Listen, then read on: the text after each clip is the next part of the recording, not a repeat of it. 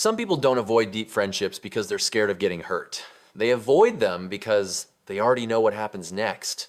Not from guessing, from experience. You've probably noticed this type of person.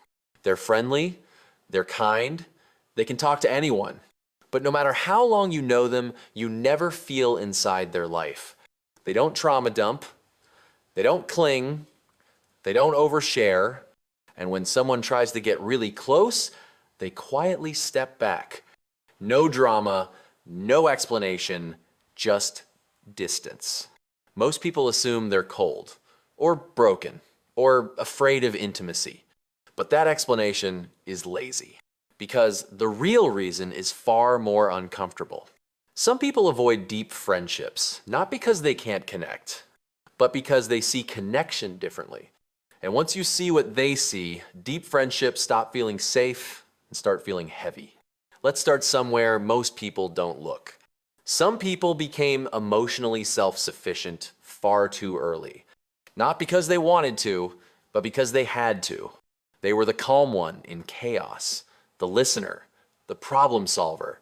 They learned very young that needing others didn't always work. So their brain adapted not into fear, into competence. They learned how to regulate themselves, how to sit with discomfort, how to process emotions alone. So when someone later says, "Let's be really close," their nervous system hears something else. It hears responsibility, expectation, maintenance. Deep friendships don't feel like comfort to them. They feel like another role to play, another emotional weight to carry. And the thing is, they don't resent people for it. They just don't want it. And this is where it gets interesting. Because the more emotionally capable someone becomes, the less they crave deep bonds. Some people don't avoid deep friendships because they lack empathy. They avoid them because they have too much of it. These are people who notice everything. Tone shifts, pauses, energy changes.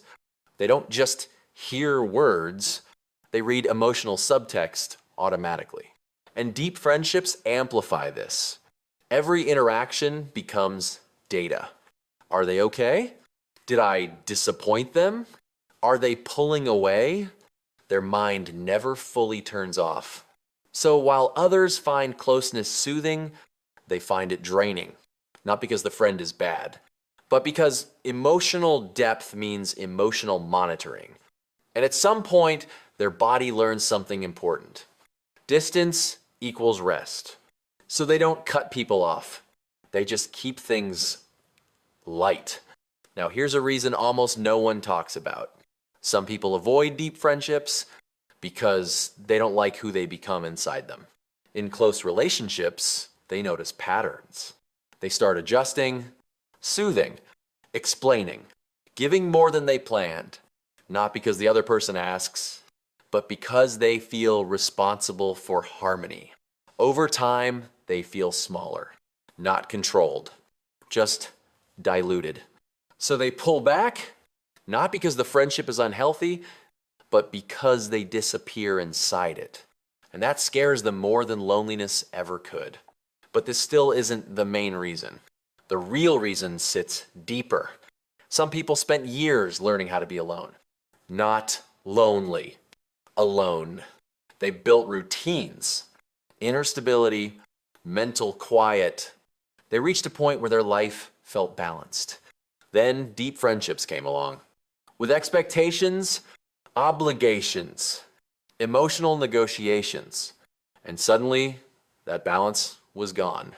So they made a choice. Not to isolate, but to protect the life they worked hard to build. Deep friendships don't feel necessary to them anymore. They already have something most people chase forever, inner peace. And now, the most uncomfortable reason of all. Some people avoid deep friendships because they see the unspoken rules too clearly.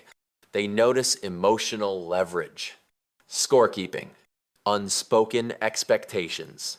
They sense when affection becomes currency. They don't want to perform closeness. They don't want emotional contracts. They want connection without games. So they choose distance, not to control others, But to stay free, if you relate to any of this, there's something you need to hear. You're not broken. You're not antisocial. You're not incapable of love. You're just selective with your energy. You value depth, but only when it doesn't cost your peace. The irony is, people who avoid deep friendships often understand human nature better than most. They don't rush closeness. They don't confuse intensity with intimacy. They know that sometimes distance isn't rejection, it's discernment. So the next time someone pulls away quietly, don't assume fear. Sometimes it's awareness. And sometimes silence is not absence, it's intention.